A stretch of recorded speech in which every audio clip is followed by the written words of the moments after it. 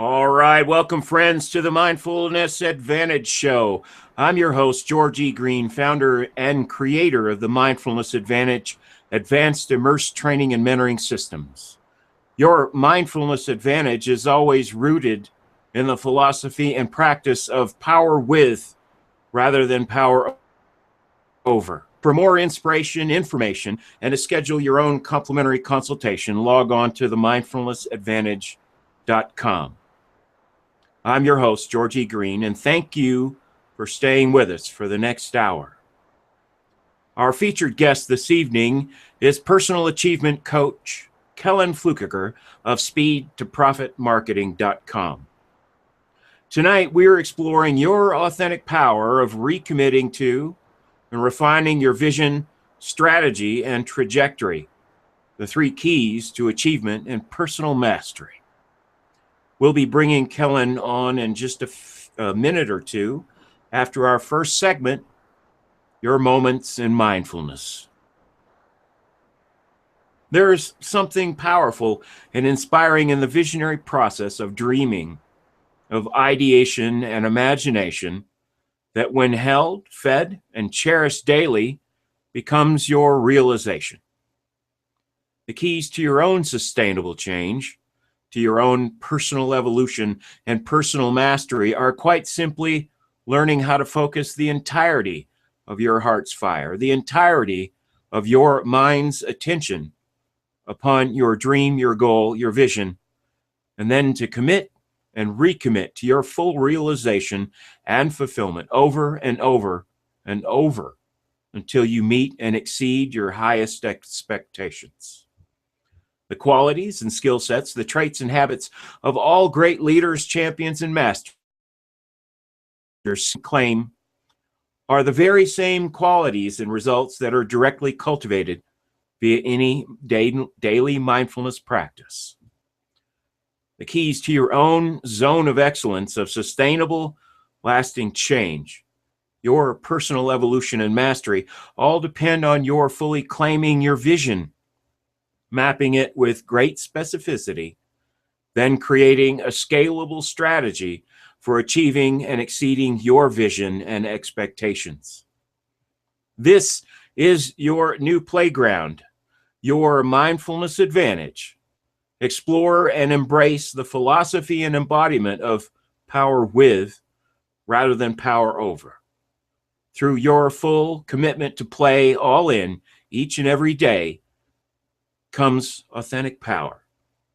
Through your mindful, authentic power comes your own excellence, mastery, and your desired sustainable change.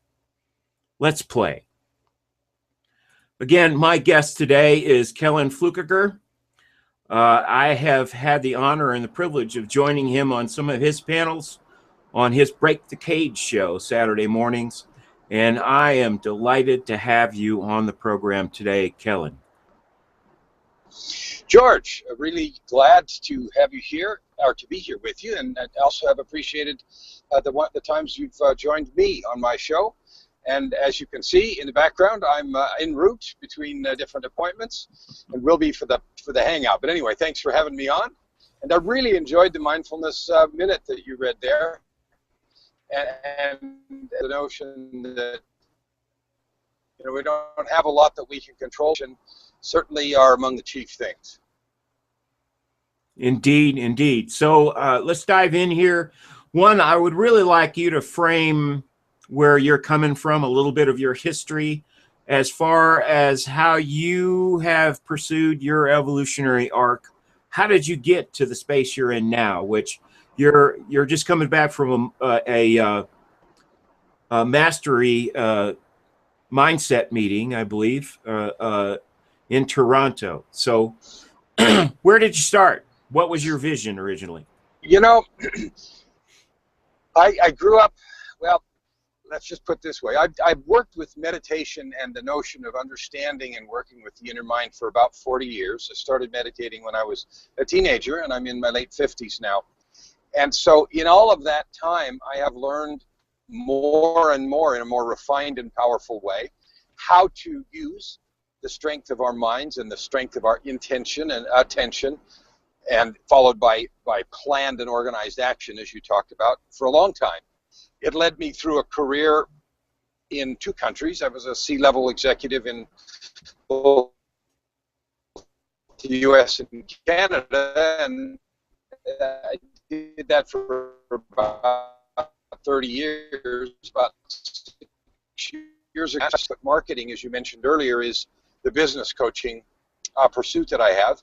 And the meeting that I was just at was in that capacity. It is a mastermind that I belong to, where we explore cutting-edge marketing techniques and strategies for business, how to close deals, how to make more money for businesses, but do it in an ethical way. So that's my journey. I've spent the last 6 years putting together a business, which is very successful now, at coaching business clients around the world about how to create advantage online and serve more people, make more money, that kind of good stuff. Excellent. For me, how I experience you, one, I keep a pretty full head of steam. And most of the time I'm a little understated. What I appreciate about you is you bring the fire. Man, you know, I invite you people to circle up Kellan and participate in his Break the Cage shows on Saturday mornings, because this is not my first rodeo. And Kellan, you light a fire under my backside every single time I'm there. And I tend to automatically match your energy. So when we play together, it's we're definitely shaking the trees and planting some seeds. So yeah, that's true. No, go ahead, sir. I was just going to say that's true. Break the Cage is my personal breakthrough program, and I tend to be noisy. It's funny because at the mastermind that I was just at, I had a chance to do a presentation of my market strategies and so forth, and I, got up, jumped up and down, made a lot of noise, and everybody had a great time. And I do light fires. I throw down challenges and challenge everybody to participate fully in the group and to set very specific goals and report on them a couple of times a week in the Facebook group that thing has, and so forth. And the purpose is just really simple. If you keep telling yourself you're going to do crap and you don't, basically you're a liar, and you set a pattern for your life of being a liar to yourself, and you live out of integrity. That's a really uncomfortable place to be, and we spiral down. Mm-hmm. If you break that pattern by making commitments you keep, then you get to spiral up. It's no more complicated than that.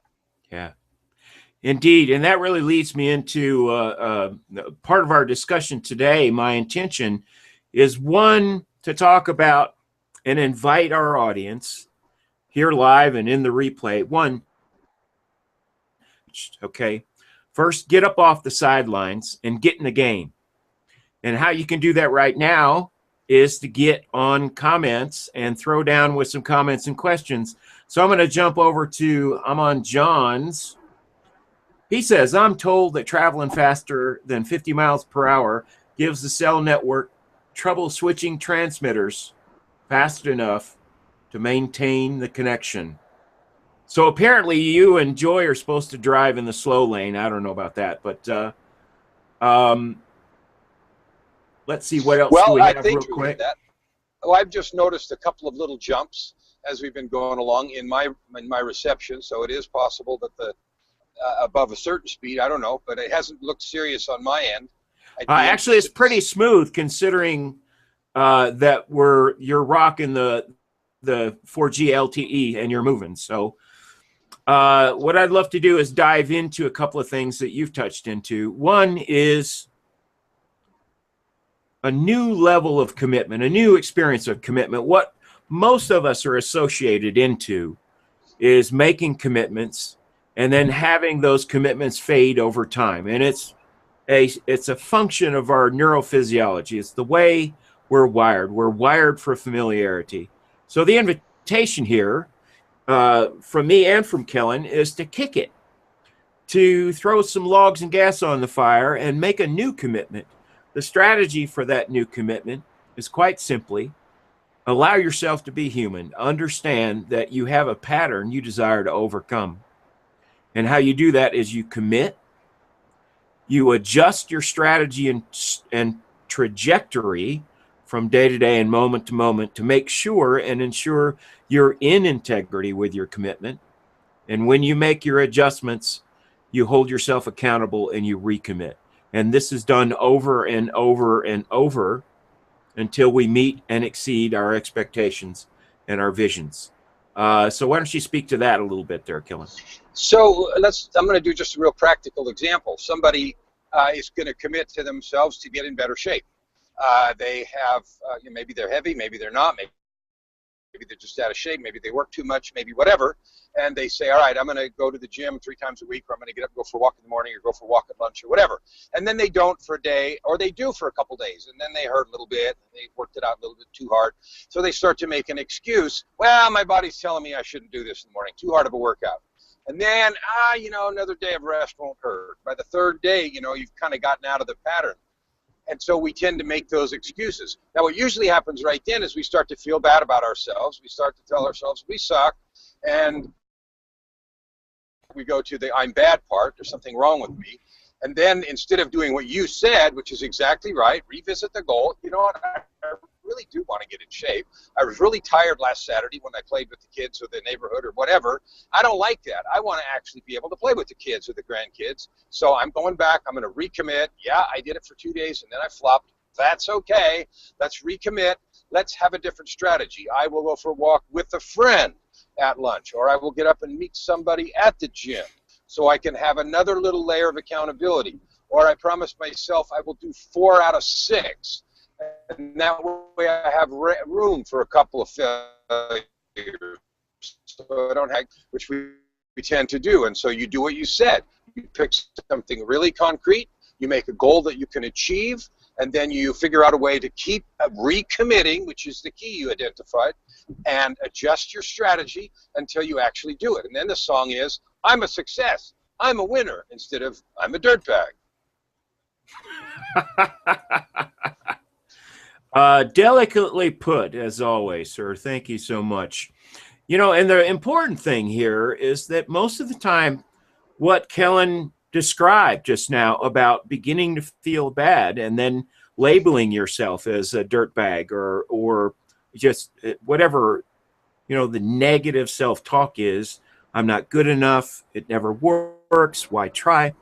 Most of that, I would say 98+% of that, which is active, which drives us and controls us, is unconscious, and we're so associated into and acclimated to that, we don't even hear those voices. So one of the primary strategies for getting around that is, one, to understand we're wired for resistance. So what Kellan talked about was, after a couple of days, suddenly it's like, well, I'm going to take an extra rest day and bloody. Those are manifestations of your neurological resistance to change. Most of us have a desire to bust a big move. Our dreams aren't tiny. Sometimes they are, but for the most part, they're something we aspire to. And when we make a big move forward, we will bring up a greater level of resistance. Not because there's something wrong with you.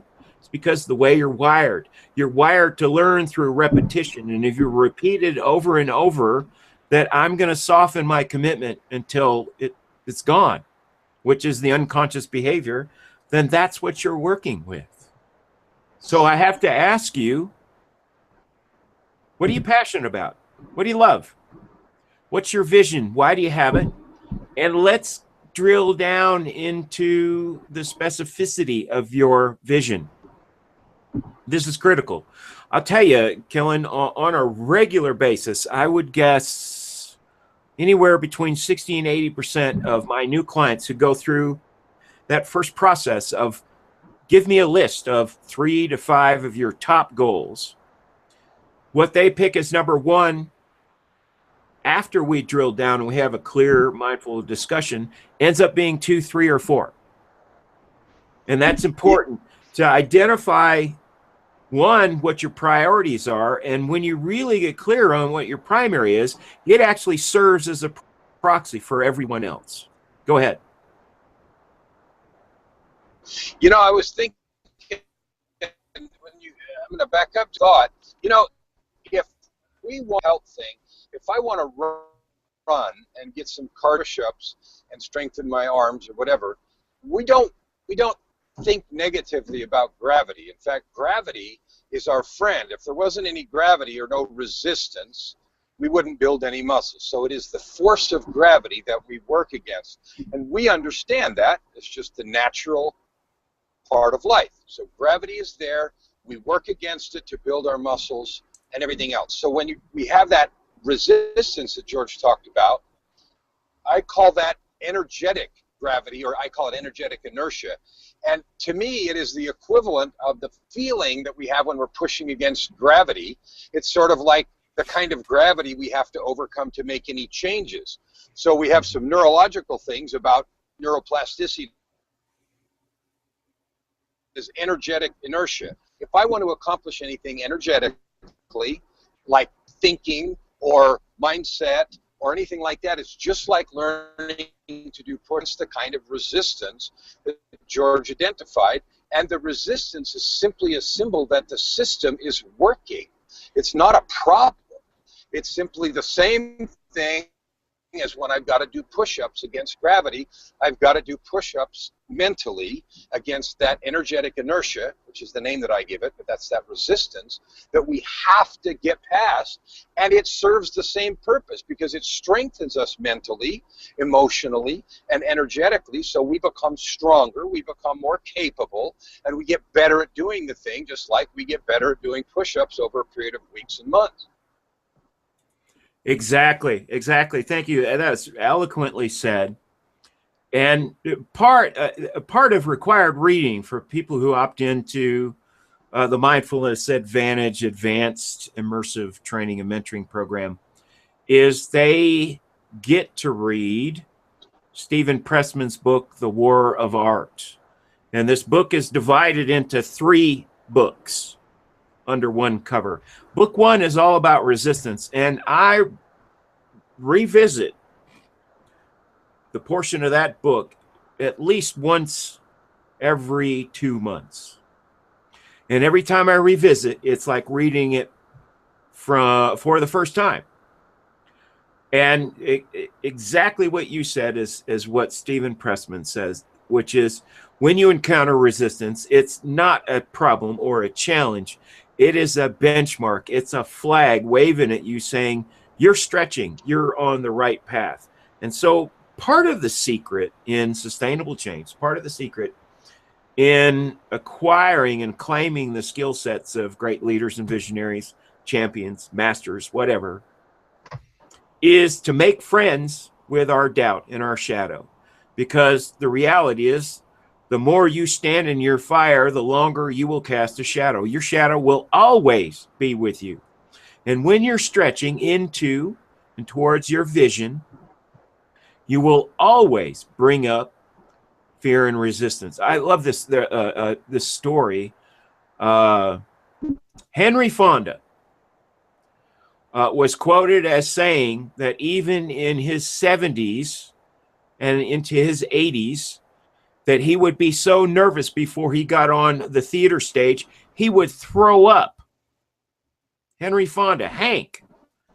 All right, so that's at 80 years old, that's him stretching into overcoming and making friends with his fear. Certainly, there's a more gentle way to make friends when you're fear than to throw up, but still, it's a great example. So again, make friends with your resistance. And part of mindfulness is being able to sit with and recognize what is active so that you can make new conscious choices. And the reality is, when you bring unconscious behavior into the light of your awareness, it does a massive pattern interrupt. It gives you an ability to see the pattern, the old pattern, put it in the past, put it in your rearview mirror, and make a new commitment, a new covenant with yourself to kick ass and stay in the game and play all in. And we've lost Kellan for a few moments, so I'm going to jump over to comments just briefly while he grabs the signal and gets back in. Pamela Zeman. Pamela, thanks for joining us. You're a regular friend and guest here in comments. Pamela says, interesting. I've been a communication coach, personal development, and now raw food chef. The underlying goal has always been freedom. Thanks for the show, George Green and Kellan Fluckiger. I've got to reread The Art of War. This is a great book, and thanks for the link, William Rock. Let's see, Emon Johns. And by the way, rather than throwing up comments on the screen, I'm reading them from a second computer here, my laptop, because Google, and this is sort of the oxymoron, upgraded Google Chrome, and there have been bugs ever since. So, Emon Johns, know thyself means know what you want and what is stopping you getting it. If your goals are changing, find what has changed and what you want. Sage advice, as always, from the Black Knight, visiting and viewing from the UK. Hat tip to you, Amon. Let's see. William Rock, for you, those of you that are going to watch and replay or are with us live, has dropped a link, an Amazon link to The War of Art in the comment stream. And also William Rock says, what if you knew what your goals were, but now they are changing? How do you find that what's next? Now, I've got a great answer for you. Is often what's next is so new, so foreign, that if you try to figure it out from your old consciousness, it's like losing your keys. You ever lost your keys and looked in the same place 3 or 4 times? Of course you did. Why is that? Because you're trying to answer a question, where are my keys, from a consciousness that does not have the answer. Is one of the pillars of mindfulness is be curious. Ask your question as an empty cup. That requires singular presence and commitment to not trying to fix or answer when you don't have the solution or the answer. Ask the question, what's next? And then be still enough to feel what lights up in your heart when you ask the question. Welcome back, Kellan. Yeah, I cut out a couple of times, so sorry about that. No worries, man. This is the magic of technology and microwave communications. Yeah. So we jumped into a few comments here while you were gone, and I was essentially talking about identifying goals and realizing a common pattern where people were misappropriating time and resources to a secondary goal rather than figuring out what's most primary and generative, what's most connected to their greater purpose and reason for being here on the planet. Quite often, the epiphany of that answer is connected in some way to you being of service or greater service. So why don't you jump in there? What are your thoughts around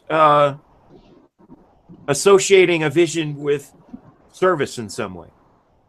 Well, often, particularly in the coach space, you'll find people who, when you ask them why they want to do something, they'll say, I want to help people, or I want to help people do a particular thing. And that's fine. But I also find, and I think the coaches in general will agree, that we have to answer that question 3 or 4 layers deep. You know, why do you want to do that? Why do you want to do that? What is there really that is at the core of the goal that you're trying to set? And getting to the core, I find that without objectives that are tied to my core, my why, I guess some people call it, that I don't keep, it's more difficult, let's put it that way, it's more difficult to keep motivation. It's more difficult to keep myself focused and on track when I'm trying to do something. And when I do tie goals to my deepest motivations, then I'm more successful at doing that. So let me give you some concrete examples so it's not nebulous. I've discovered after these years that my greatest satisfaction comes from helping people maximize their gifts and talents.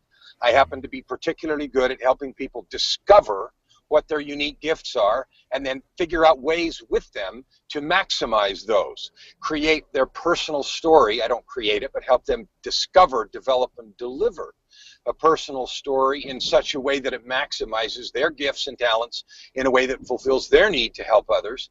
And for me, that's my biggest charge. My biggest bell ringer is when I get to do that.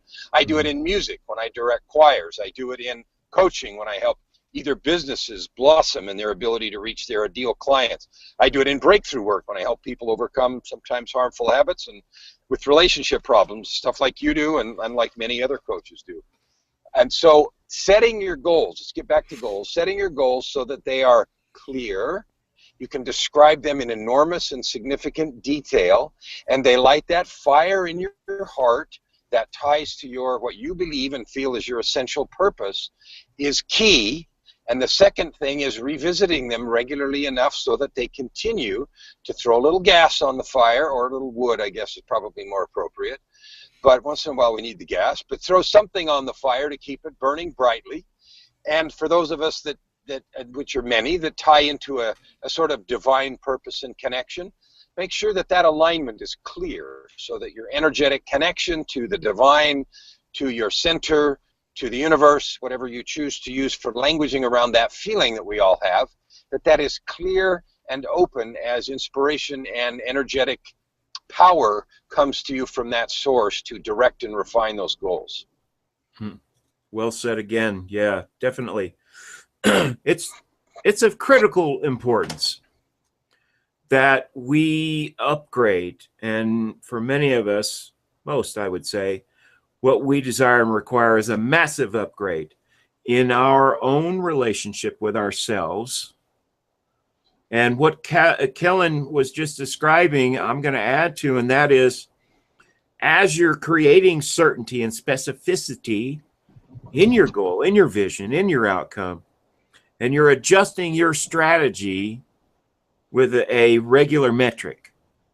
The regular metric for me is, by the end of the day, is how many victories did I have today? Notice that it's positive. Now, this is not the touchy-feely, pink, puffy, bunny cloud, new agey positivity. This is just, I need and desire to frame my forward progress clearly and attach it to my trajectory of building my vision into fruition, period. So first, inventory. What were my victories? Second, where am I required and do I desire to recommit and adjust my strategy? Notice that this is power with rather than power over, rather than arm wrestling with our resistance or some negative narrative about what we didn't get done today. Holy cow, claim your victory. Celebrate it. Drink it in. You want to pour that into your DNA and your belly. So there's a funny way that I... Go ahead, Kellan. Okay, I'm sorry. So there's a funny way that I talk about that, and I relate it to our to-do lists sometimes. You and I both know, and many of the listeners will undoubtedly know, maybe themselves they do that. We start with this big, long to-do list of things that are way too long. And then we go to some time management process that says, okay, prioritize. Okay, so we throw off a bunch of things that we know we can't do. It's 100 things, and we know we can't do 100 things today. And we throw off some, okay, I'll throw off 50 of them, and we get 50. And we know we can't do that, but we don't really dare throw any more off. So we start the day with 50 things, and we bust into it, and we think we're going to get done. And we know really and truly we won't, but that's okay, because we play this game every day called what I call the game of contraction. And the game of contraction is I cross off a bunch of items off my to-do list, and then I carry all the rest of them over to tomorrow.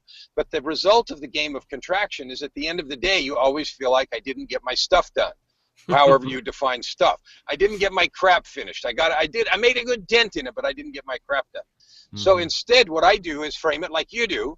When I coach, I tell people, look, pick the just three, 1, 2, 3 non-negotiables that you must do today. They can be business if it's a business thing, or personal, or relationship, or whatever. Pick 3 non-negotiables. Do them first. Count yourself as a victor, like you said, and then everything else you do after that is extra credit. It's gravy. I mean, how many of us didn't like to get extra credit? So mentally, what that lets every day, I win. I get some credit, to get rid of anything on the list, but I reframe how I feel about the rest of it. And the list of the pool of potential candidates to get on the non-negotiable list is the same size, it's the same place, but it doesn't become the albatross. Instead, I get to win every day.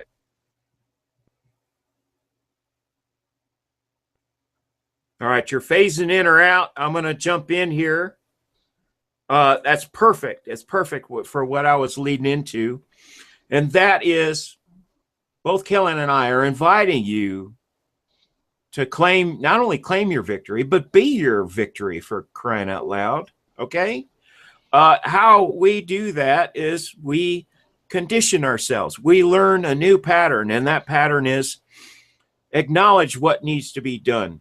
As Kellan said, pick the 3 non-negotiables, set them up and knock them down, crush it. Everything after that is gravy, it's dessert. And generally what I do is I create my list and I look at that and I ask myself, what's the most generative? What is the most important for me to stay in integrity with my external commitments? And what's the low-hanging fruit? So what I've done is map through the entire day, one victory after another. This is really important to stress, friends, and that is when you identify your list of 3 to 5 of your highest goals and outcomes, and you sort through that and you realize and you reprioritize, which is to find out which is actually your primary. The key to success and sustainable change, the key to the commitment, adjust trajectory, recommitment cycle, is to take your goal, your primary goal, and make sure every day that you have some sort of action cycle you can engage in, no matter how simple or symbolic, so that every day you have a victory where you're stepping into and towards your outcome and your victory. That's called a practice. So whatever your dream is, you've got to punch in. You've got to behave as if you're working towards it, and you have to show up every day. Period. That's how it works. That's how we get it done. Now I'm going to jump over to another comment while Kellan jumps back in. And again, Pamela Zeman, what we appreciates in value. What we put our attention on grows. Thanks for the reminder, George Green. I was just thinking about how much I didn't do today. On 11/11, my receipt at the grocery store was $11.11. So I take that as a sign things are flowing. And they are, and thanks for the reminder. This is an auspicious day because it's 11/11/2014. People love that number, and you know it shows up. It gets up in my grill occasionally when I'm on purpose. See if there's anything else in the comment stream really quickly. We're coming towards our final segment, which is called Welcome to Your Playground. Let's see what time we have there. We're 15 minutes out from completion. So I want to add some texture and dimension to our conversation this evening with Kellan Fluckiger. You're on the Mindfulness Advantage show. I'm your host, Georgie Green. And Kellan, we've talked about recommitting and refining our vision, strategy, and trajectory. And I would love for you to speak a little bit about attachments and investments and outcomes. And I'll explain why.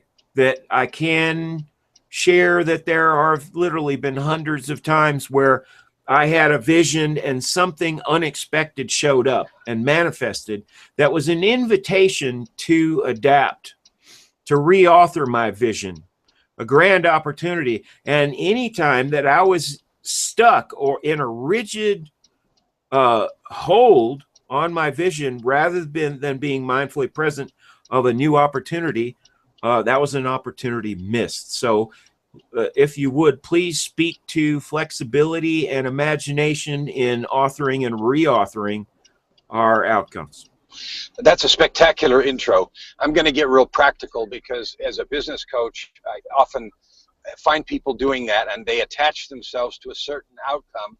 They feel like they have to have a certain result and mess up sales that way, drive away customers, blow up opportunities, and do exactly what you're talking about. And you've articulated it really nicely. I'm going to get right down to the ground level, which is if you're not paying attention, being mindful in green speak here, if you're not being fully mindful of the opportunities that are around you, you are going to miss some of the most beautiful things that you could do. And reauthoring, as George just described your vision, taking advantage of nuanced opportunities that float and fly around you is a terrible mistake.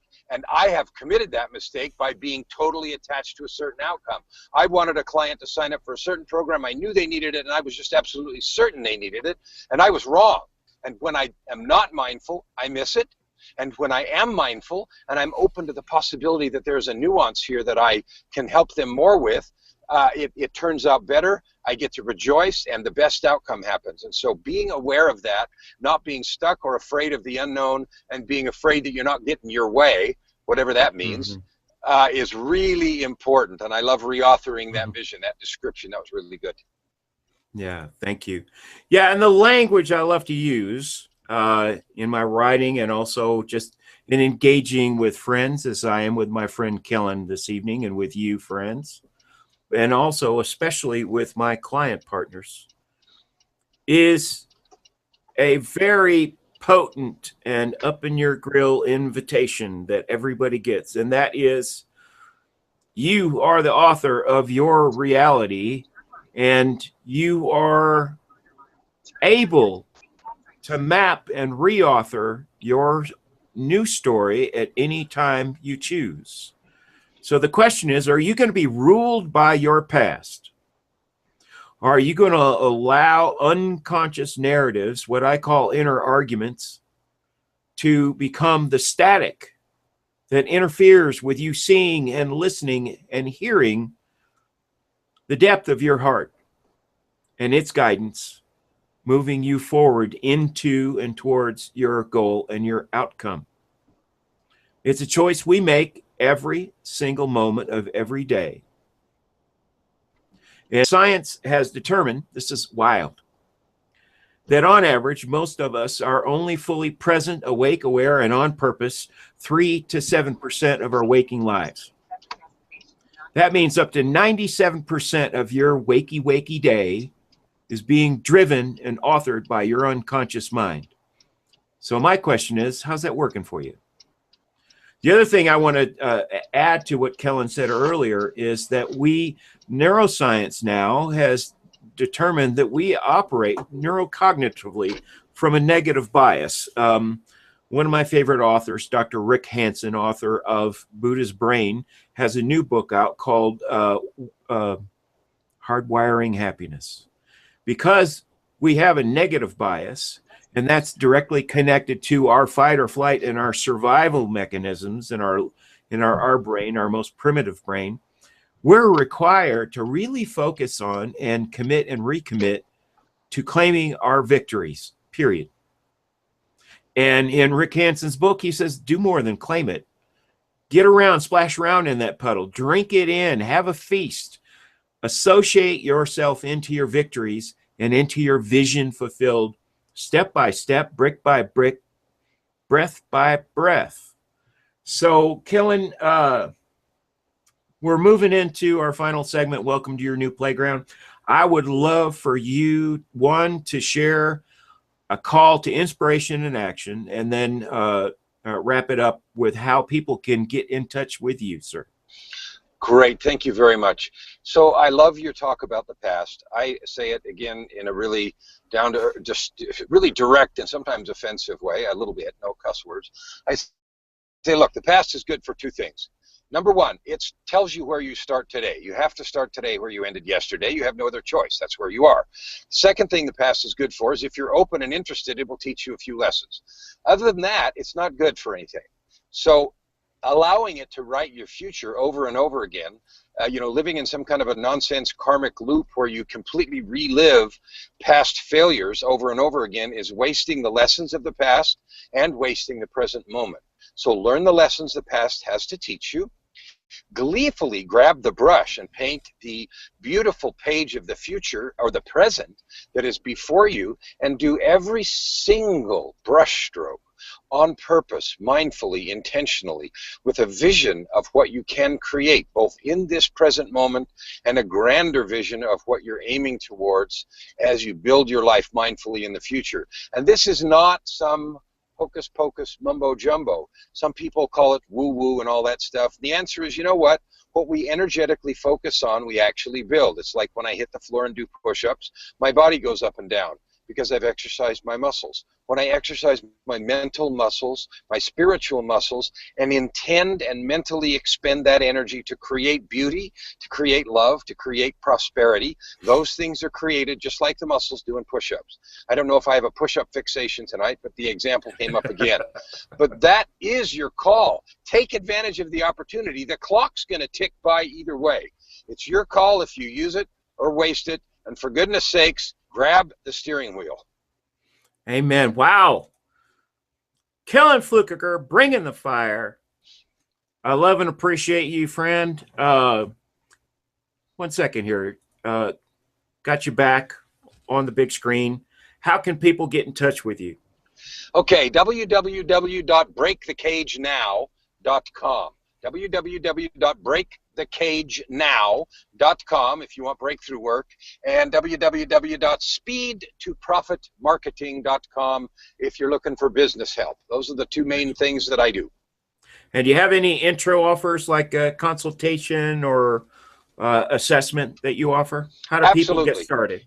Absolutely. If you want to go, there's a story template that's on Speed to Profit that helps people turn their story into powerful hooks and magnets for customers.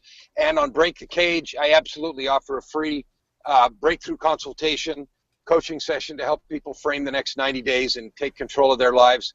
Absolutely. I love doing it. I love getting a hold of people that way. There's a little questionnaire to fill out, but there's an absolutely free way to get a hold of me there, or jump on the list and so forth. So there's lots of ways to do that. Excellent. Kellan Fluckiger, ladies and gentlemen, my final call to action is jump back in here, review what we've said. We did a little speed talking and speed walking today. We pitched some fastballs right at you, and we did so with the confidence that you've got your catcher's glove on. So my inspiration to you, and something we barely touched on, is when you're in a state where you desire to upgrade your vision, refine it, look for a collaborator. Kellan is available. We'll put his websites in the comments. I'm inviting you to have a conversation with me. It's a complimentary consultation. What's that about? Well, first and foremost, we need to know if we're a good fit. And two, in that consultation and assessment, we can talk about what your vision is, where you feel like you've slowed yourself down, or you're dragging an anchor behind yourself. Are you chasing your tail or not? And we can go from there. We are only able to truly succeed when we collaborate. And we have to be intelligent in the way we choose our partners.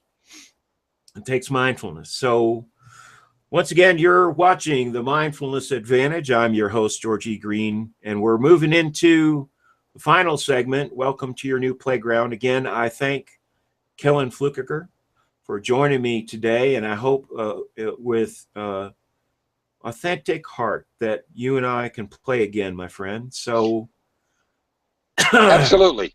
Happy to do it. Thank you for having me on tonight, George. I really appreciate it. And thank you for putting up with the dropouts on the road. No worries. And now it's time for welcome to your new playground. What does it mean truly to claim and commit completely to your visions, to your goals, and your highest outcomes? To truly succeed, You are required to have more than just your vision, your original spark of ideation. You are also required to have, cultivate, and sustain your own evolving strategy for achieving and then exceeding your greatest expectations and desired outcomes. Just like all great leaders, visionaries, champions, and masters, your vision began with a single spark. That spark smoldered and then ignited into a flame within your heart and your mind. Each day now is your golden opportunity to feed and kindle your visionary flame in every waking moment of mindfulness. It's quite simple. Feed your fire, and your fire will feed you. You are here with us now because in some way you have heard and felt an irresistible inner invitation. It's your invitation to call upon your courage to stand in your fire, to stand in your vision fulfilled, and ablaze on in the embodiment of your greater purpose and of your greatest dreams realized. You, as men and women led by inspiration, your inner invitation asks that you walk by faith, not by sight. And as you do, every step forward on your path is illuminated by the growing, evolving fire of your vision. You are here now to give breath and life, flesh and form to your own fulfillment. Who are you to dream so large and imagine which with such boldness and abandon? Who are you not to? Our invitation to you this day is to burn as brightly as the sun in your brilliance, vision, and beauty. Always. Period. That's our show for tonight, friends. I am your host, George E. Green, and this is the Mindfulness Advantage. We'll see you next time.